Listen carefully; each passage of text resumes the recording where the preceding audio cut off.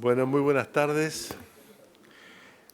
Muchísimas gracias por estar aquí, señores embajadores, señores amigos de la casa, profesores y, como siempre, queridos alumnos, porque esto es un esfuerzo que se hace fundamentalmente para ustedes. En la tarde de hoy vamos a llevar a cabo la cuarta conferencia de nuestro ciclo anual. Juan José Arteaga es doctor en Historia de América por la Universidad Complutense de Madrid. Ha sido profesor de Historia del Uruguay en muchas universidades y de Historia comparada de los países del Mercosur, y fundamentalmente ha trabajado, como todos presumen, mucho tiempo en el Instituto Artigas del Servicio Exterior. Actualmente ya está integrado a nuestros cuadros de la carrera de Estudios Internacionales. Estuvo como embajador primero en República de Venezuela, República Bolivariana de Venezuela.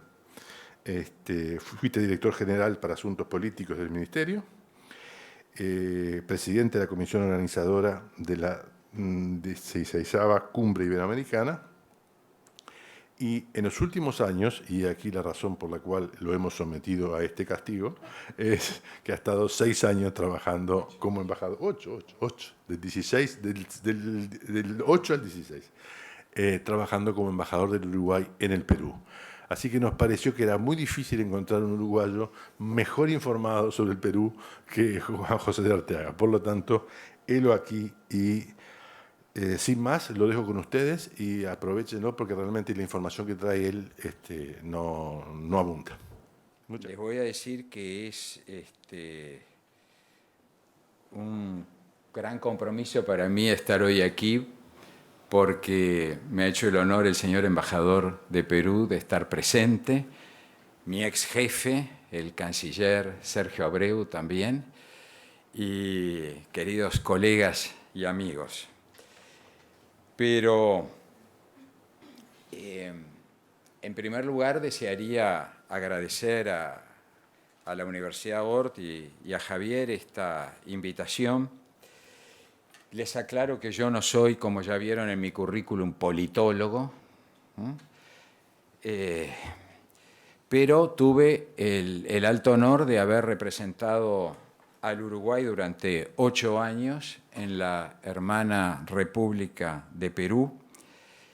Y esto, sin falsa humildad, puedo decir que me ha dado una cierta experticia sobre esta nación, que es fruto de un proceso histórico, económico, social y cultural que a mi juicio la hace única en América Latina.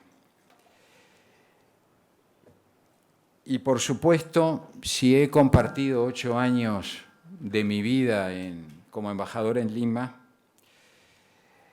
sin duda que hablo desde el respeto y desde el afecto hacia el pueblo peruano.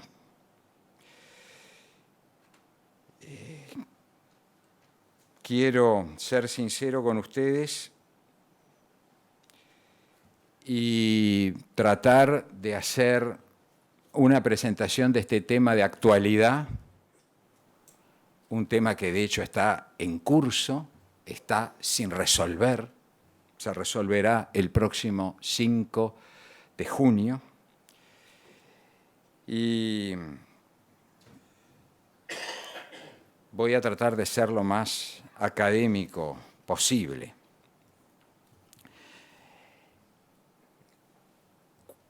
Me imagino que en la memoria de todos ustedes está presente hoy la famosa pregunta que se hace Zabalita, el periodista protagonista de la gran novela de Mario Vargas Llosa, Conversación en la Catedral, que espero que hayan leído.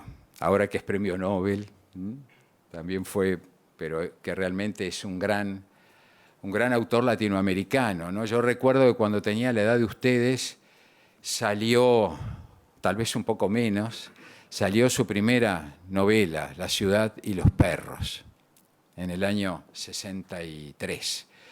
Y esta, que es 63 creo, 66, bueno, por ahí. Y esta es la segunda gran novela, una novela de gran calado, Conversación en la Catedral. Y en la primera página, donde Mario nos presenta al protagonista, Zabalita, que es un poco el mismo, ¿no? Porque Mario, antes de ser este gran escritor que todos conocemos, era periodista, empezó a sobrevivir como periodista, ¿verdad? Se pregunta, ¿en qué momento se había jodido el Perú? ¿En qué momento se jodió el Perú? Lo digo textual, perdón, es académico. No me gusta usar malas palabras, pero es una pregunta que sale de lo profundo del autor y de alguna manera con esa pregunta quería buscar la respuesta de por qué las décadas del 50, 60, 70, 80, después la del 90, es decir, la pregunta se siguió repitiendo, ¿verdad?, en la historia del Perú, después de esta novela y se hizo famosa. Que es de alguna manera como los peruanos se preguntaban en qué momento el Perú se nos fue de las manos, en qué momento nos llegó el fracaso como sociedad, como nación, como país. El Perú de hoy es muy distinto a esto. El Perú del siglo XXI es otra cosa. Y realmente el Perú de hoy es un importantísimo país en América Latina. En el siglo XXI, en esto que va del siglo XXI, el país logró una estabilidad democrática, logró crecimiento económico, logró el descenso de los niveles de pobreza, que bajaron del 50% al 22 o 23%. Es un país dinámico, es un país en crecimiento, es un país de gente joven. Y esto justamente cuando en el enero del 2008 salí para Lima, yo veía que mucha gente en el Uruguay tenía la imagen todavía del viejo Perú, del Perú sacudido por la guerrilla de Sendero Luminoso, terrible, cruelísima, el Perú del año, creo que fue 96, ¿verdad, embajador? Del MRTA, la ocupación de la embajada en el Día Nacional, en que Japón celebraba el Día Nacional, ¿verdad? La ocupación por la guerrilla del MRTA, bastante más civilizada que la de Sendero Luminoso, dicho sea de paso, ¿no? Aunque ninguna tiene justificación, la violencia no tiene justificación. Pero aquello que llevó a que, bueno, la mayoría de la gente que estaba en la recepción fue liberada de inmediato, pero quedaron unos 70 y pico, ¿verdad?, que casi durante 4 meses estuvieron secuestrados allí, incluyendo quien era el canciller de la República, secuestrados allí en la sede de la Embajada de Japón. Claro, ¿por qué había sido atacada la Embajada de Japón? Evidentemente porque el presidente era hijo de japoneses, ¿no? Es decir, la relación venía por ahí. Y no puedo obviar que en esta segunda vuelta, que se resolverá el 5 de julio, una candidata es la hija de Alberto Fujimori. El otro candidato es Pedro Pablo Kuczynski, hijo de un médico polaco.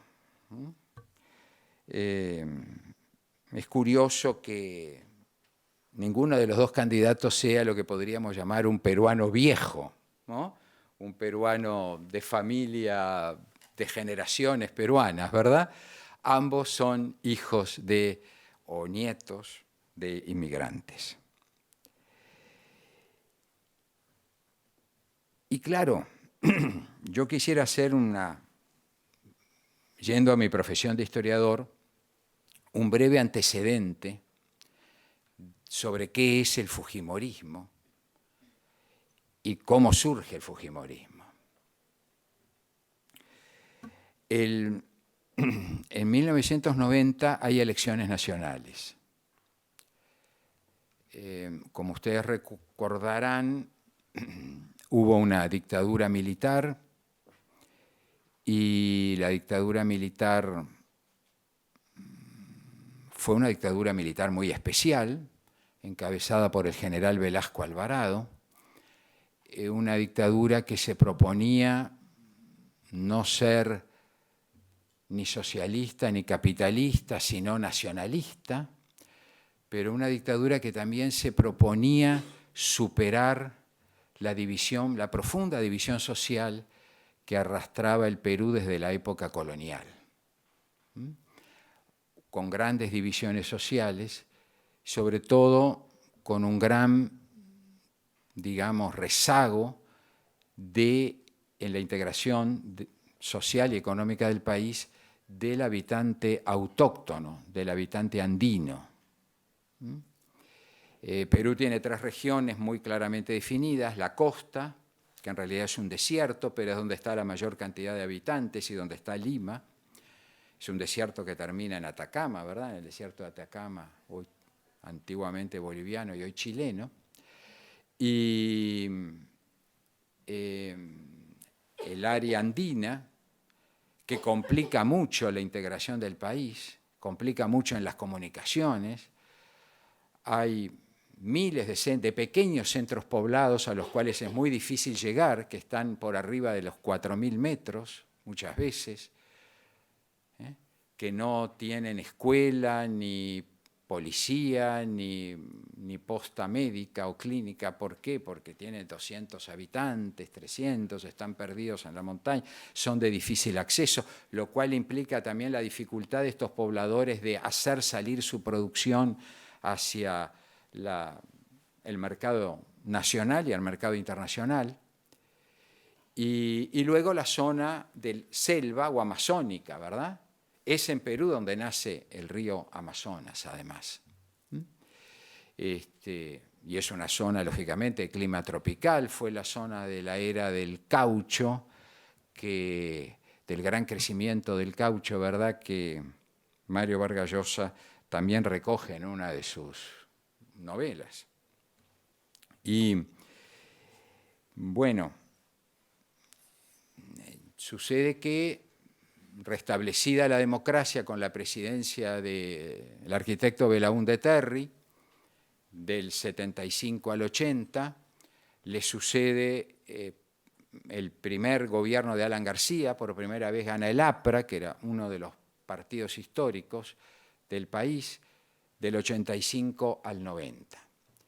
Pero queda el país en una gran crisis económica y una crisis política muy grande, porque Sendero Luminoso, un grupo terrorista que salió del mundo andino, fundado en la ciudad de Ayacucho por un profesor de filosofía, Abismael Guzmán, preso en estos momentos, autoproclamado el presidente Gonzalo, ¿verdad?, que era un marxista maoísta camboyano, a mi juicio, ¿no?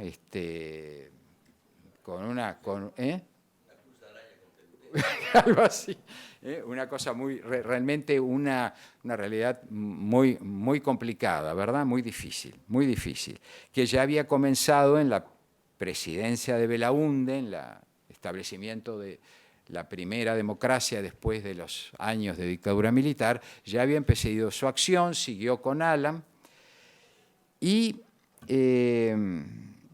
hay que tener en cuenta, por lo tanto, que la herencia del primer gobierno del APRA fue terrible. Y aquí quiero citar textualmente, porque tiene cifras concretas, a un historiador peruano de la Universidad Católica, Orrego Penagos, en su Historia del Perú Contemporáneo, que dice: en 1990, el 75% de la fuerza laboral estaba desempleada o subempleada. Menos de la mitad de la población ganaba lo suficiente, que eran 48 dólares mensuales, para cubrir la canasta básica familiar. Y más de 6,5 millones de peruanos ni siquiera ganaban esos 48 dólares, ni los 31 dólares al mes para consumir el nivel mínimo de calorías necesarias para evitar la desnutrición. Y basta decir, en este breve cuadro para que se hagan una idea, porque quiero explicar por qué el fujimorismo sobrevive hasta hoy día, que en 1990 la inflación llegó a 7.649.6%, prácticamente 7.650% de inflación en ese solo año. Venía el año anterior una inflación de 4.000, no se preocupen, pero bueno, venía en un increyendo, ese fue el tope, ¿verdad? Nosotros que también sufrimos la inflación de 3 dígitos, ¿verdad? De 3 nada más, de 3. Y que nos costó mucho superar esa inflación de 3 dígitos, recuerdan, ¿no? De bajar al famoso 1 dígito. Podemos entender también, bueno, también la Argentina cercanamente vivió un proceso de hiperinflación en otro momento, pero lo terrible que es esto para la economía de un país y para la sobrevivencia de su pueblo. Y a esto hay que sumar la acción de Sendero Luminoso y del MRTA.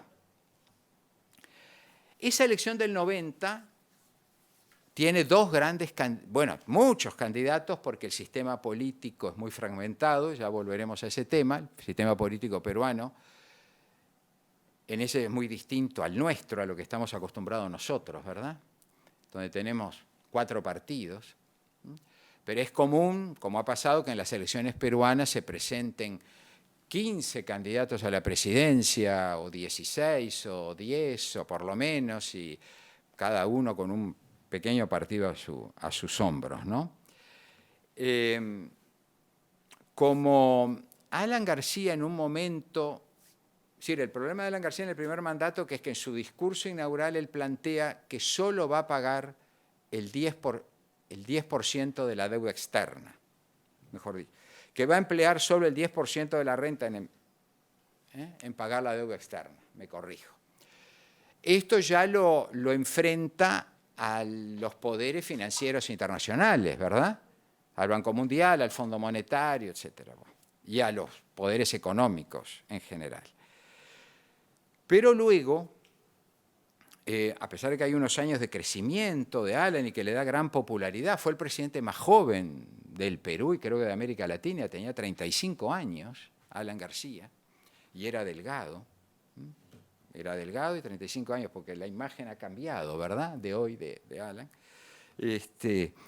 Era, bueno, uno de los jóvenes seguidores directos de Raúl Haya de la Torre, el fundador del APRA. Y llega, bueno, al poder y después cuando, en fin, aplica una política un poco keynesiana, hay un crecimiento interno, etcétera, etcétera, hay una mejora de la economía, pero después viene esta crisis y él anuncia la nacionalización de la banca. Un tema que también los uruguayos hemos conocido, ¿verdad? Fue un proyecto de un partido político durante mucho tiempo, nacionalizar la banca. Muy bien, eso es un tema común a toda América Latina. Propone nacionalizar la banca y ahí el escritor Mario Vargas Llosa, un hombre que había sido cercano al Partido Comunista Peruano, cercano, pero un hombre que sobre todo se había caracterizado por apoyar la Revolución Cubana, en el 60, 61, 62. Luego se distancia.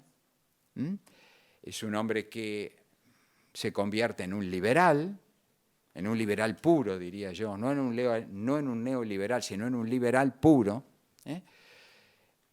Cuando Alan anuncia esto, comienza a desarrollar una actividad política. Funda un movimiento que se llama Libertad y luego para las elecciones, con el apoyo de Acción Popular, de Belaunde, del PPC, el Partido Popular Cristiano, hacen una alianza que se llama Fredemo, Frente Democrático. Y gana en la primera vuelta. Ahí fue donde yo lo conocí, porque él visitó Montevideo en aquel momento. Las autoridades políticas, etcétera, etcétera. Bueno, me tocó estar ahí en una cena, que él era el invitado principal. Y un poco en el mundo exterior nadie dudaba de que iba a ganar Mario Vargas Llosa, un hombre de enorme prestigio. Los partidos llamados tradicionales, como el APRA, ven que no pueden correr en esto y ya está probado que antes de la primera vuelta, por los historiadores peruanos, digo, Alan García comienza a apoyar al ingeniero Fujimori, que era un ilustre, casi, no digo desconocido total, había sido profesor y rector de la Universidad Agraria. Pero desde el punto de vista político no era nada. Es la figura del outsider, ¿verdad? Que aparece cada tanto en la política peruana, la figura del outsider. También apareció en estas elecciones, a la cual vamos a llegar de este año. Y llega segundo, entra, por lo tanto, en el balotaje, y ahí tiene el apoyo del APRA y de la izquierda, de Izquierda Unida, los partidos de izquierda que habían llegado posterior, es decir, frente al mensaje liberal, liberal político y económico de Mario Vargas Llosa, tanto el APRA como la izquierda votan por Fujimori y en la segunda vuelta gana Fujimori con un mensaje opuesto al de Mario Vargas Llosa. Bueno, ustedes me dirán, Mario Vargas Llosa era un hombre para convertirlo en un caudillo popular no era fácil, ¿verdad? Pero era un hombre además muy sincero y anunciaba que había que hacer una política de shock para reaccionar y reactivar y salir de la hiperinflación. Y toda la campaña electoral Fujimori fue contra el shock. Pero llega al poder, gana en la segunda vuelta y lo que hace es aplicar el programa económico de Vargas Llosa, del Fredemo, y hacer lo que se llamó el Fuji-shock. Un shock económico que lógicamente generó, y ahí está lo curioso, vean ustedes, más empobrecimiento en la población, como pasa en toda política de ajuste duro, cruel, duro, como fue este. Establece, diríamos, una política económica neoliberal, un ajuste drástico, pero ¿cómo se convierte en un líder popular? Es difícil. ¿Cómo se convierte en un líder popular cuyo prestigio sigue hasta nuestros días? Para conciliar estas duras medidas, establece un régimen que podríamos llamar de neopopulismo. Es un populismo de derecha y es un populismo neoliberal.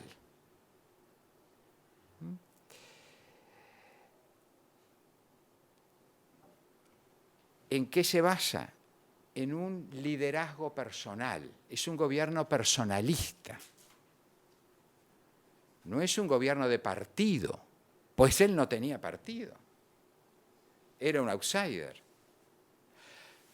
Se apoya en sectores muy diversos. Por supuesto que en los empresarios el poder económico lo apoya.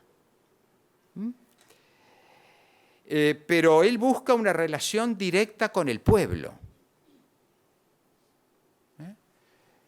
El viaje constante a las provincias del interior, a las ciudades del interior, la presencia constante. Hay una relación directa con el pueblo más humilde. Ahí en Perú califican, ¿verdad?, los sectores sociales A, B, C, D, E. Bueno, y él logra una sintonía con los sectores D, E, que son todavía base de apoyo del fujimorismo actual, sin duda. Es decir, grupos políticos heterogéneos, pero ¿qué sucede con esta relación personal de liderazgo individual? Se va alterando la institucionalidad del país, se va perdiendo la institucionalidad. De esta manera, Fujimori va construyendo su legitimidad, como vemos, no tanto en principios de ciudadanía, sino en los logros que él va consiguiendo. Y esos logros son bajar la inflación, derrotar a Sendero Luminoso. Son los dos grandes logros que permanecen todavía en el subconsciente de muchos ciudadanos peruanos hasta nuestros días. Estamos en el 2016. Pero imagínense ustedes que fue tan terrible la experiencia de la hiperinflación desatada y de la violencia de estos grupos guerrilleros, que todavía es una cosa que a mí me llamó la atención desde que llegué, que el Perú vive con la historia del pasado muy presente en el hoy. Tiene sus pros y sus contras, pero es una característica, ¿no? Vivir, es decir, conversando con mis amigos peruanos, todos me dicen, bueno, pero en el año tal pasó tal cosa, en el año cual fulano hizo tal cosa, y no se olvida. Es decir, está muy, muy, muy presente. Me atrevo a decirlo delante de Augusto, el embajador, ¿verdad? Pero lo sentí así, para mí fue algo nuevo. Tal vez los peruanos no sean conscientes, pero qué presente está la historia, ¿no? Qué presente está el pasado. Y sobre todo esto que es un pasado relativamente inmediato.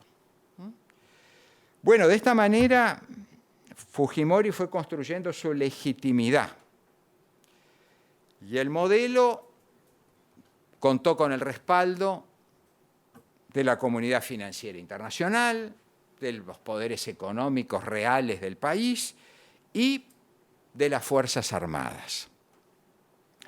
Y aquí tengo que hablar de un personaje que está íntimamente unido al ingeniero Fujimori, que es la figura del doctor, abogado, ex capitán también del ejército, Vladimiro Montesinos,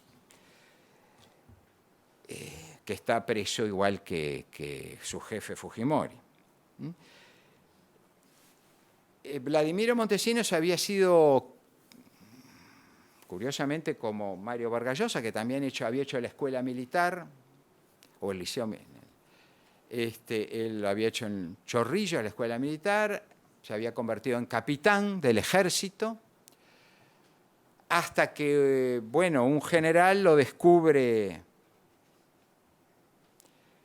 en lo que considera un acto de traición a la patria, es destituido, inclusive va a pasar 2 años preso, allí hace la carrera de abogado de Derecho, cuando sale como abogado se convierte en abogado de muchos narcotraficantes, pero es un hombre que conoce al ejército de dentro, conoce cuáles son los oficiales que valen, los que no valen, los mediocres, y conoce su precio. Y se convierte en el hombre clave del gobierno de Fujimori y en el gran agente de la corrupción. El problema de la herencia de Fujimori es que quedó corrupto el Congreso, puesto que se compraban, para mantener las mayorías, se compraban a los diputados de la oposición, se corrompe a las Fuerzas Armadas, se corrompe a la justicia, que se la somete al poder político, se corrompe a los medios de comunicación, que se convierten en una prensa que favorece al régimen, ¿verdad? Y todos pasan por el despacho en el servicio de inteligencia del señor Montesinos a recibir sus miles de dólares. Y Montesinos tiene la previsión de grabar todas las entrevistas. Es decir, él los graba, evidentemente con un fin non santo, pero él graba el momento en que entrega la comisión, los dólares, al corrupto, graba al corrupto. Muy bien. Lo que, digamos, llevó a tener una gran popularidad el gobierno de Fujimori también fue la disolución del Congreso, el famoso autogolpe del 92. Ahí se usó el adjetivo, yo recuerdo, de la bordaberrización de Fujimori. Hablando de nuestro expresidente Juan María Bordaberry, ¿verdad?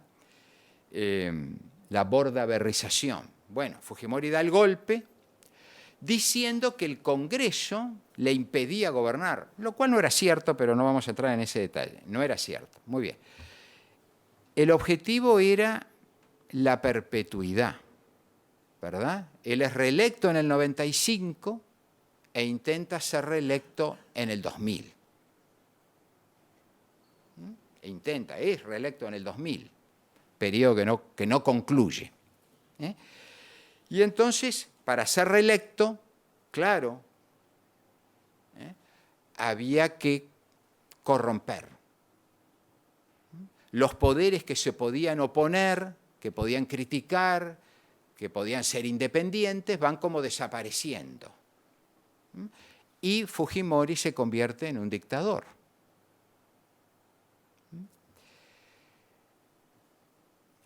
Cuando llegan las elecciones del 2000, que él vuelve a ganar, ahí justamente hay una misión de la OEA,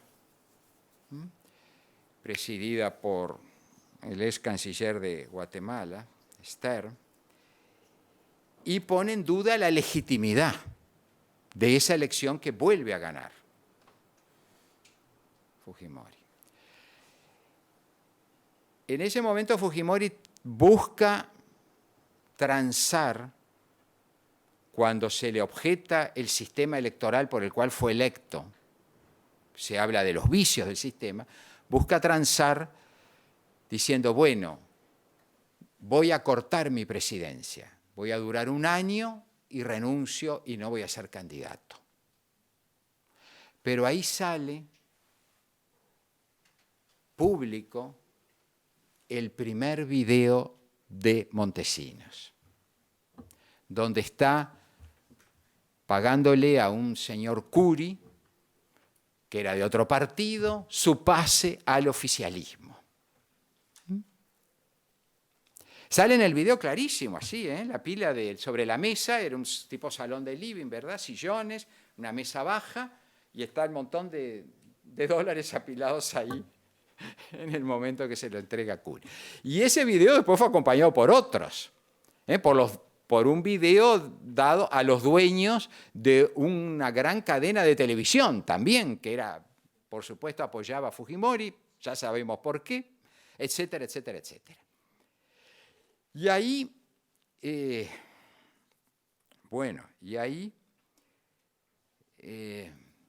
Fujimori de algún modo va a tratar en esos últimos momentos de aparecer como desligado de Montesinos. Le da 15 millones de dólares del Estado a Montesinos.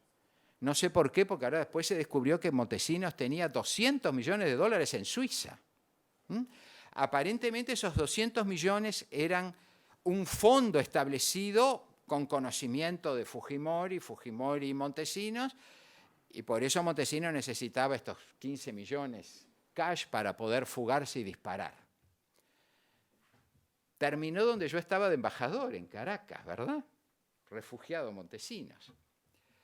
Porque también, como yo este periodo lo observaba desde Caracas, puedo decirles que el primer aliado del comandante Hugo Chávez, el primer aliado en América Latina fue Fujimori. Y él le pidió a Fujimori que le diera la capacitación a su servicio secreto que tenía el servicio secreto de Montesinos, que dirigía teóricamente un general Salazar, a quien nombra Fujimori embajador en Caracas justamente, pero cuyo real poder era Montesinos. Es curioso, ¿verdad? Y por lo tanto, Montesinos va a cumplir un papel de asesor, el director del servicio secreto peruano, que era un joven capitán que había dado el gol, uno de los golpistas del año también 92, en Caracas, viaja a Lima, ¿verdad? Y ahí empieza una relación que explica por qué Montesinos, que se fugó en un yacht hacia Panamá, y de Panamá, bueno, pues terminó refugiado en Venezuela. El hecho es de que, para terminar este capítulo, va a una reunión el presidente peruano Fujimori a Indonesia, de la Comunidad de Asia-Pacífico, y hace una escala en Tokio, diciendo que era una escala técnica, y ahí se queda y renuncia por fax, y no vuelve. Esto parecería que podría haber sido el fin de la figura de Fujimori. No lo será. Fujimori comete un error que intenta volver a la política peruana. No se olviden que inclusive, digamos, primero, Japón no le dio la extradición a Perú. Cuando Perú Democrático solicita la extradición por los delitos cometidos por Fujimori, no le da la extradición porque considera que es un ciudadano japonés. Segundo, en prueba de esto, Fujimori va a ser candidato al Senado japonés. Pues ahí hay toda una teoría de si Fujimori nació en Perú o si había nacido en Japón y había ido de chiquito, bueno, no sé. Pero supongo que nació en el Perú, lógicamente.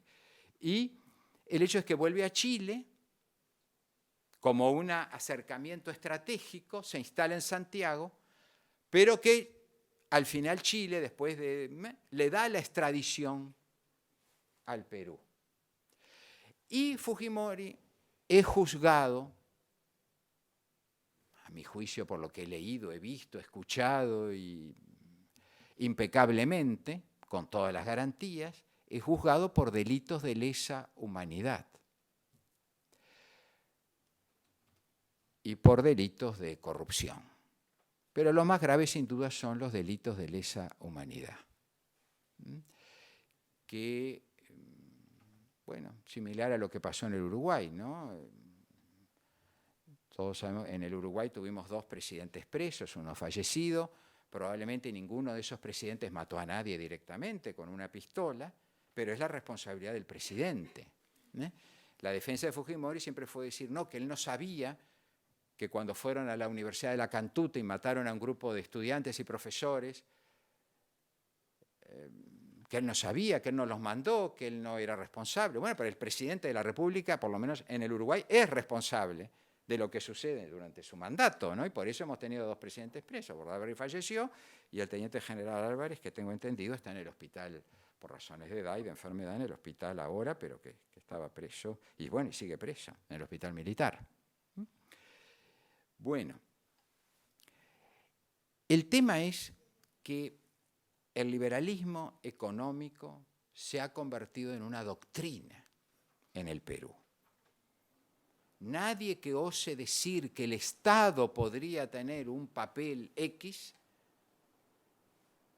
triunfa. Un papel moderado, ¿no?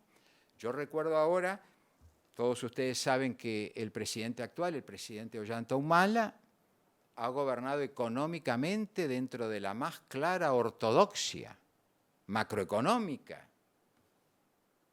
Nadie puede decir que el gobierno de Humala haya sido un gobierno de izquierda, un gobierno socialista, un gobierno... nada.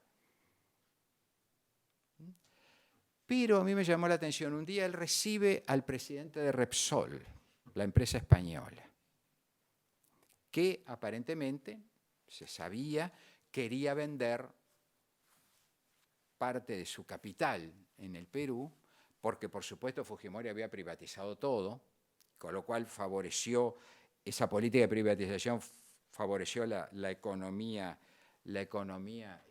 informal, que todavía es la mayor economía del Perú. Y cuando va el presidente de Repsol a Palacio, ¿verdad?, a ver al presidente, inmediatamente los diarios dicen, no puede el Perú comprar la refinería, porque no puede el Estado asumir papel. No podía comprar la refinería, porque la refinería estaba en muy mal estado, eso era lo cierto, pero bueno, el hecho es de que por una simple audiencia se armó un lío en la prensa, toda la prensa atacando la posibilidad de que el presidente Humala, de cuya ortodoxia yo creo que nadie podía dudar, fuera a comprar algo que era de Repsol y por lo tanto pasara de la esfera privada al Estado. Muy bien. Vayamos al presente. Fíjense ustedes que el Perú ha tenido, como el Uruguay, una década de crecimiento, pero lo sigue teniendo.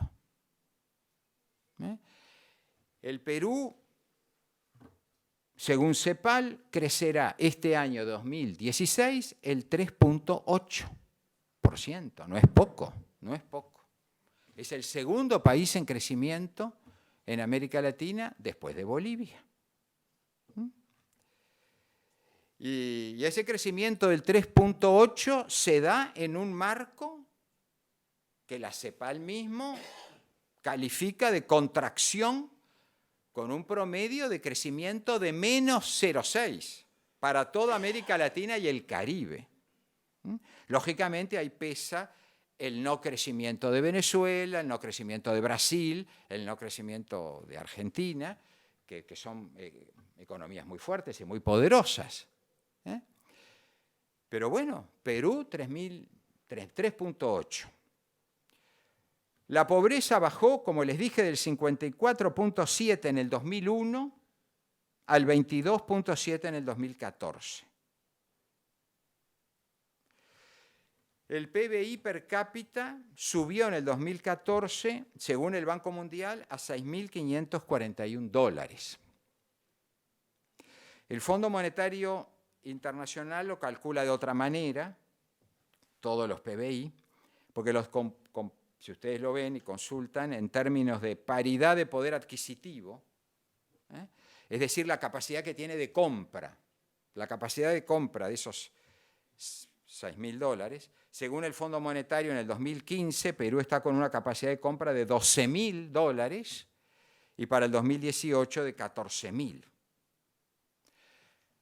Es decir, Perú económicamente no solo es una revelación, es uno de los países motores de la economía latinoamericana, es uno de los países de mayor crecimiento, donde ha logrado el mayor descenso de la pobreza.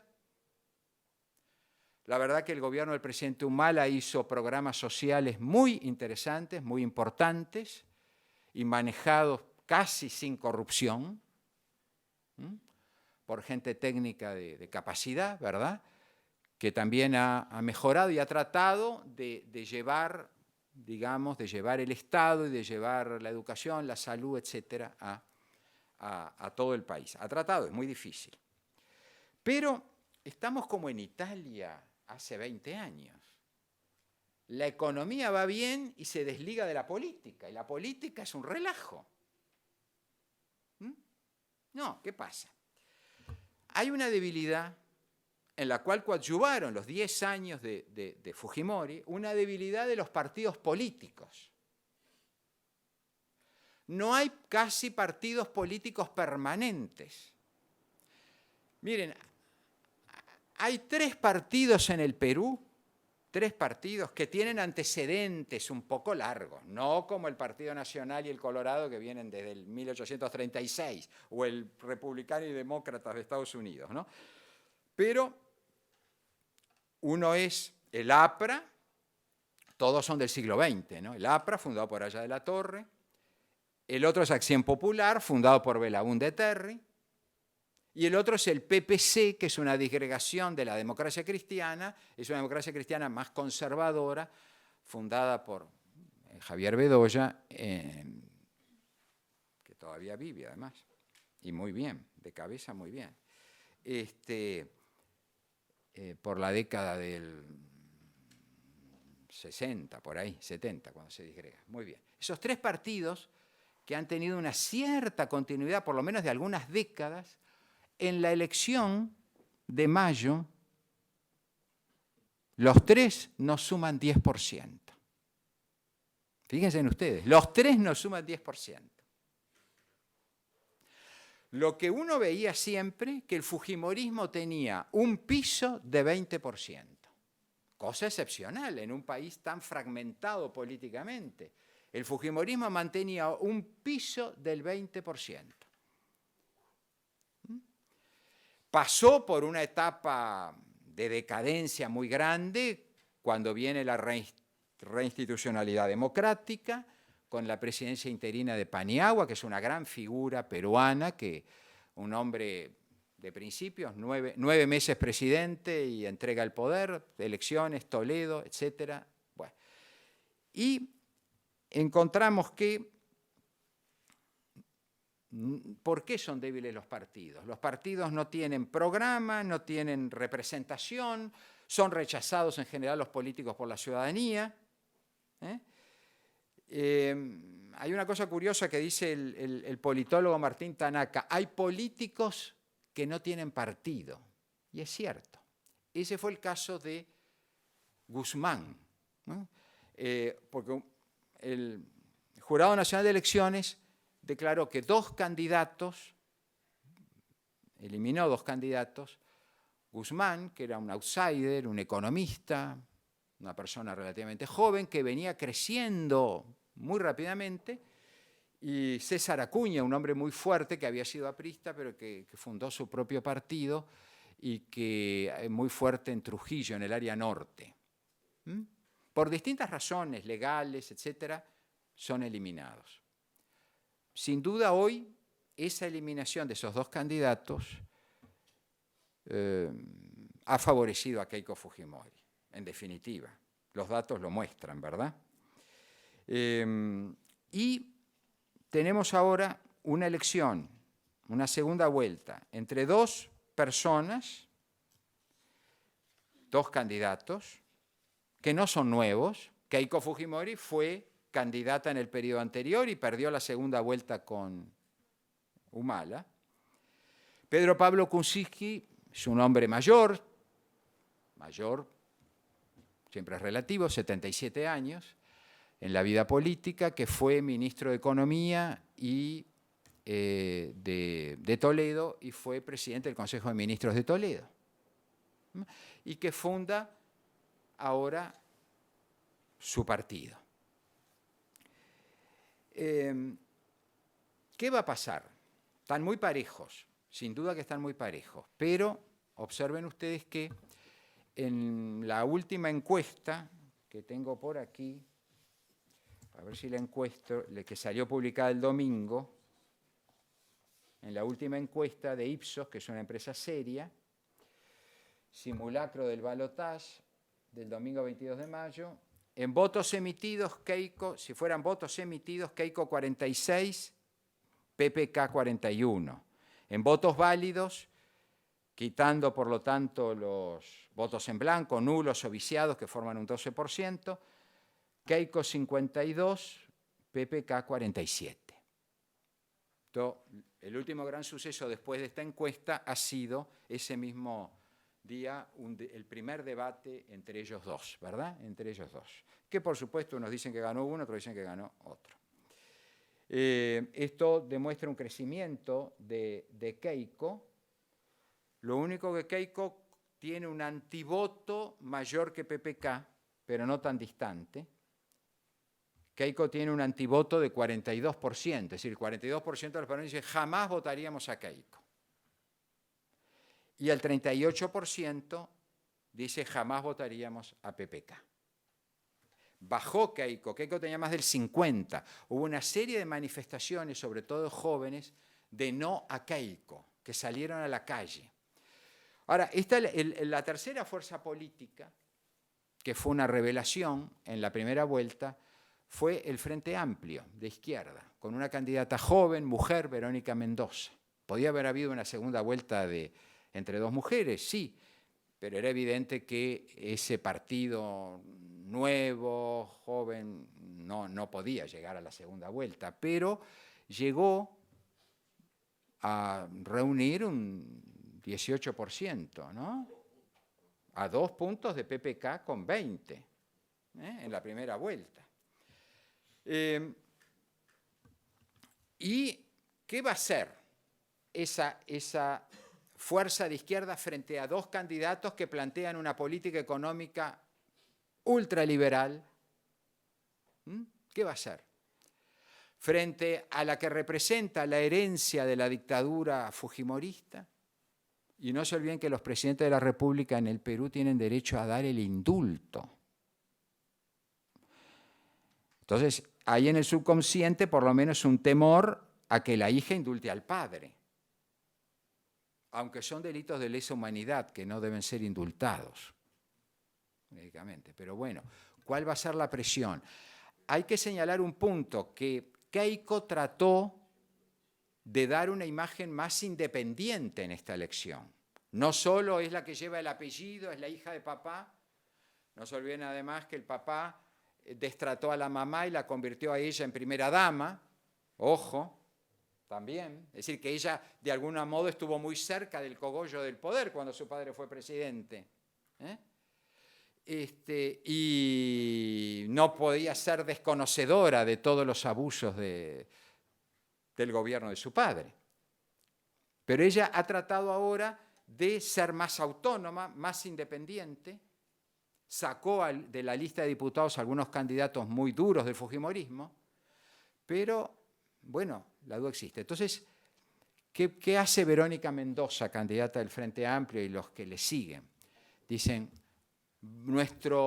ahora han aclarado, porque anduvieron un poco dudosos, han aclarado, no vamos a votar en blanco, no vamos a anular nuestro voto, vamos a votar contra Keiko Fujimori. Pero no quieren decir vamos a votar a Pedro Pablo Kuczynski, porque Keiko mismo, la propia Keiko está diciendo, Pedro Pablo Kuczynski es un hombre que vivió mucho en Estados Unidos, que representa el gran capital, que es el gobierno de los ricos, un poco repitiendo cómo Alan García liquidó a Lourdes, ¿verdad?, candidata del PPC, diciéndoles la candidata de los ricos hace años. Bueno, repitiendo el mismo tema. Y aquí les digo, para terminar, un poco para que se imaginen qué puede pasar, o por lo menos para que especulen. Hay un profesor de Harvard, Stephen Levitsky, que es un gran estudioso del Perú, que dice una cosa muy clara. Ya se ve que la segunda vuelta no es un conflicto entre izquierda y derecha, porque la izquierda fue eliminada. Es un conflicto entre derecha y derecha, con el mismo programa económico. Entonces, señala, existen dos dimensiones claves y claras en las cuales Keiko y PPK difieren. Una, la dimensión fujimorista, antifujimorista. La dimensión que divide al país, fujimorista o antifujimorista. O, segundo, la dimensión entre élite limeña y antiélite limeña. Entonces él dice, ambos tienen sus puntos débiles y fuertes. Keiko es vulnerable en la dimensión fujimorista, antifujimorista, porque sigue siendo la principal debilidad su pasado autoritario y corrupto.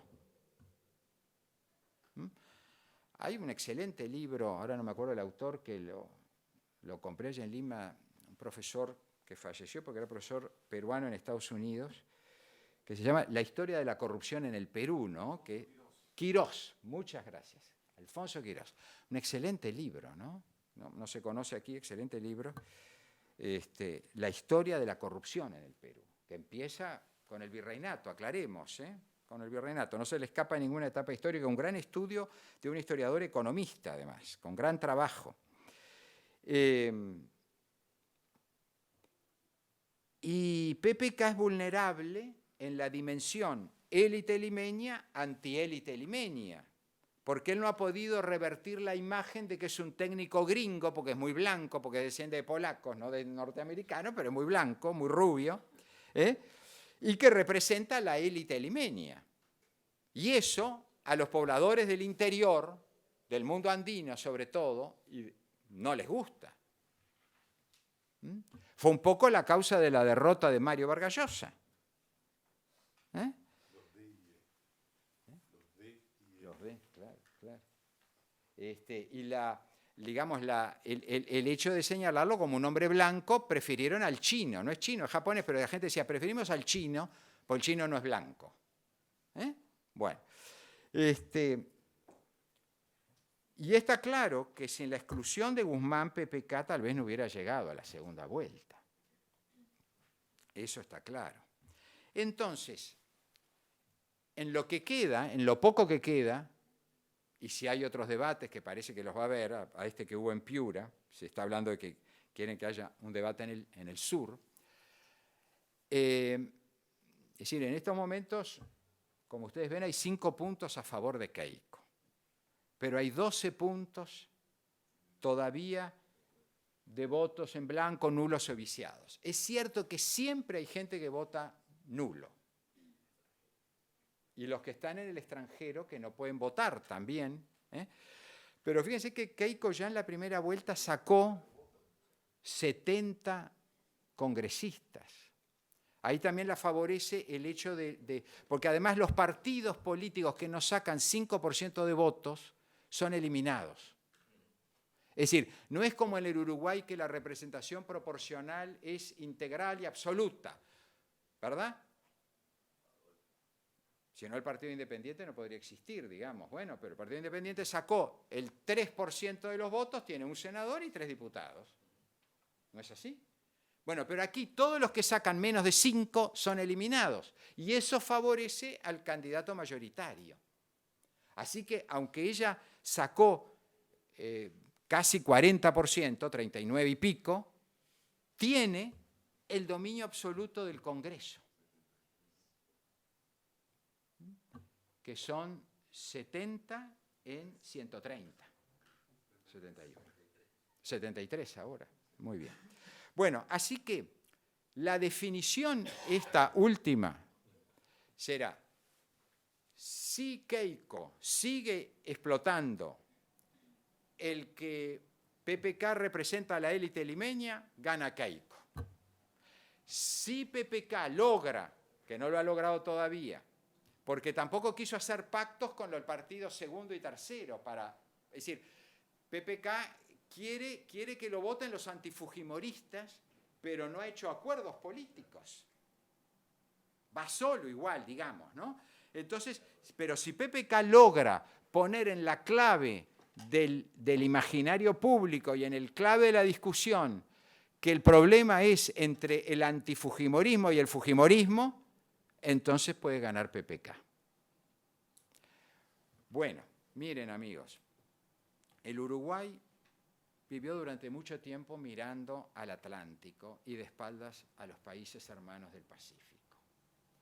Esperemos que esta reunión, la cual me he alargado un poco, les pido disculpas, pero el tema da para más, sin duda, pero por lo menos llegamos a plantear lo fundamental el Uruguay, eso lo viví como embajador, tiene que mirar a los países del Pacífico.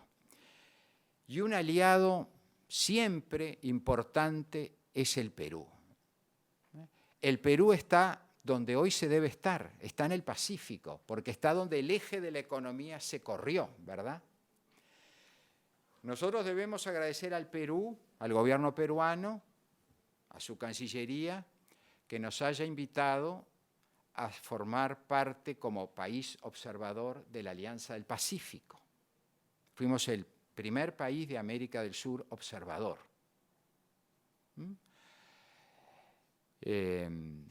Y sin duda,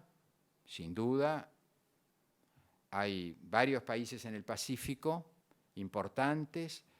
La Alianza del Pacífico, además, debo reivindicar que fue una idea del gobierno peruano, de Alan García, fue una creación importante, genial. No todos quisieron sumarse, pero se sumaron 4 importantes, ¿no? Y es probable que después haya otros que se sumen del Pacífico. Pienso en Ecuador y en, ¿no? Ya hay interés de Panamá, de Costa Rica también. Y creo que nosotros no debemos dar la espalda. No debemos dar la espalda al Pacífico y esperemos que este simple acto de hoy, donde les di algunas ideas, nos ayude más a comprender este gran país y apoyemos en todo lo posible su futuro, apoyemos con amistad, con cooperación, con ayuda, su crecimiento, que también va a ser para nosotros. Y bueno, y le deseo mucha suerte al doctor Sergio Abreu, presidente de la misión observadora de la OEA, en este 5 de julio. Le fue muy bien en la primera vez, hizo un gran papel, y nos alegra mucho que sea un uruguayo el que esté allí. Y realmente él dio fe, y quiero dar fe yo porque él me dio la fe, y yo estoy convencido, porque lo he vivido ahí, que el sistema democrático funciona, que ahora no hay fraude, como hubo en la época de Fujimori. El sistema democrático funciona, los votos se cuentan correctamente, aunque todavía es un país débil institucionalmente, porque todavía tiene que mejorar la independencia del Poder Judicial, la anticorrupción, la lucha, bueno, en fin, pero es un país que ha avanzado y que seguiremos siendo amigos porque es un país común de América Latina. Así que sea quien gane, gane quien gane, deseémosle lo mejor al Perú. Muchas gracias. Mi pregunta es sobre el rol de tácito explícito de Humala en este proceso electoral, ¿no? Humala en el 2010 compitió contra Keiko, supuestamente desde una posición, como usted mencionó, muy extrema, y después en verdad fue un presidente moderado. ¿Qué rol ha tenido, tanto explícito como tácito, en apoyar en uno o a otro o a ninguno? ¿Y cuál es el grado de aprobación hoy de Humala, ¿no? Dado que hace 20 años los presidentes peruanos terminan su mandato con un bajísimo grado de aprobación y la economía sigue creciendo, ¿no? En un caso para estudiar Es una pregunta bien interesante la suya, ¿no? El presidente Humala es una muestra de la fragilidad de los partidos políticos.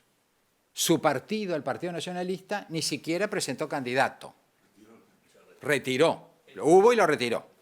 Muy bien. Está. También hizo Alan lo mismo en el periodo anterior. Fíjense que Alan terminó su segundo periodo exitoso económicamente, socialmente, sacó 4 diputados. Con el 5%. Sí. Ahora Humala, bueno, hay que hablar de Humala. Su esposa es la presidenta del partido, ¿verdad? La presidenta del Partido Nacionalista es la esposa de Humala. Aquí se da también ese fenómeno del personalismo del cual hablábamos. Es decir, no son partidos orgánicos, ¿no? Partidos con elecciones democráticas, con militantes, con programas, con esto, no, partidos son personas, con congresos, exacto, claro. Son partidos. Bueno, la popularidad del presidente andaba, no sé si me corrigen, porque no, por el 17%. 20 la última. Subió 3 puntos, muy bien. 20 la última. La popularidad del presidente, que deja un país que también desde el punto de vista económico y social ha mejorado. Y Bueno, ahí se dicen muchas cosas, ¿verdad? Yo, entre las cosas que oí, que Guzmán, el candidato fracasado, era el candidato de Nadim Heredia de Humala. No sé. Hay muchos dimes y diretes. Yo creo que el gobierno ha mantenido una neutralidad en este momento, ¿no? Una neutralidad que no ha buscado usar su poder. Debo aclarar además que el partido de Humala no tiene poder en la prensa. Al revés, ha sido atacado durante los 5 años por la gran prensa.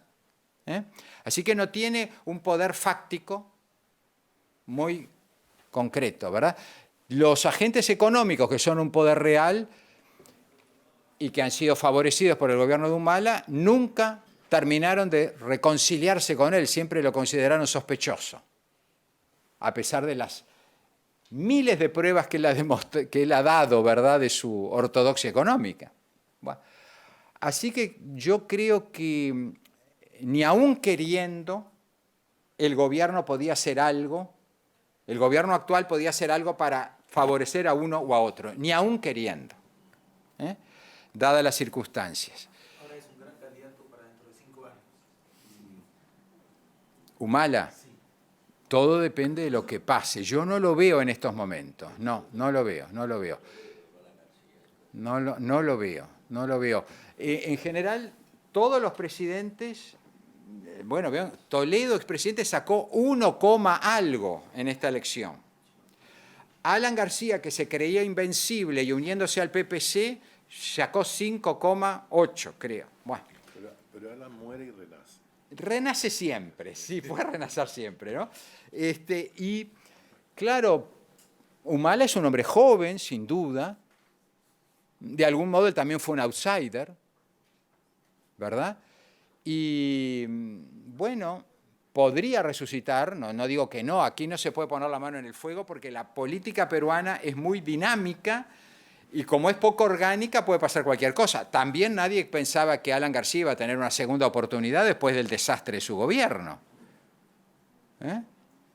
Y al final, para que no ganara Humala, en el 2006, ¿verdad?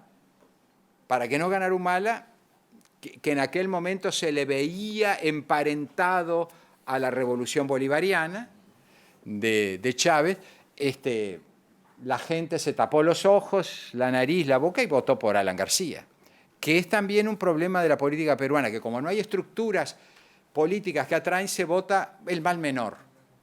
No voto a favor, sino en contra. ¿Cuál considera usted que hoy en día es el poder real que tiene Sendero Luminoso, considerando que hace pocos días fue asesinado un cabecilla de la organización?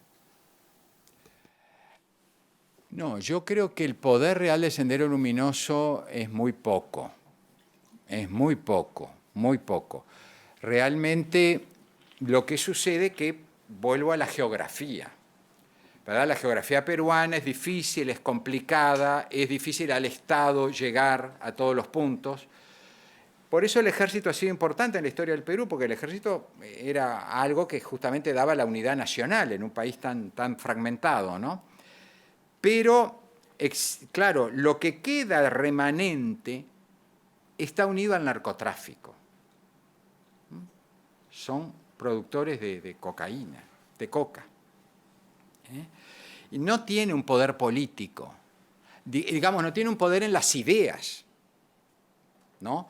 Hay una pequeña minoría, un pequeño grupo, tal vez algunos estudiantes, gente joven que no vio aquel proceso, que todavía piensa en la utopía revolucionaria, ¿no? Pero fueron tales los horrores de Sendero, tal la brutalidad de su lucha mal entendida, sin duda, ¿no? Que tal su cerrazón ideológica, que no tiene fuerza. Ahora, ¿que puede matar a uno o a otro? Sí, eso es muy fácil, lamentablemente, ¿no? Y, bueno, en estos 8 años que yo estuve, han muerto asesinados por Sendero muchos soldados en el BRAE, ¿verdad? En el valle de la Purima, que, pero 3 días antes de las elecciones. Sí, Mataron 7, 3 días antes de las elecciones, sin duda. Es un intento de hacerse presente, ¿no? Un intento de hacerse presente matando con un fundamentalismo. Pero no, el Perú ha cambiado. El Perú ya no está para esas aventuras. El Perú es un país de gente joven, tal vez muy individualista, tal vez ese sea el problema, que la gente sea todavía la formación muy individualista, pero donde la gente tiene hoy día otro futuro y otro alcance, ¿no? No es atractivo, felizmente.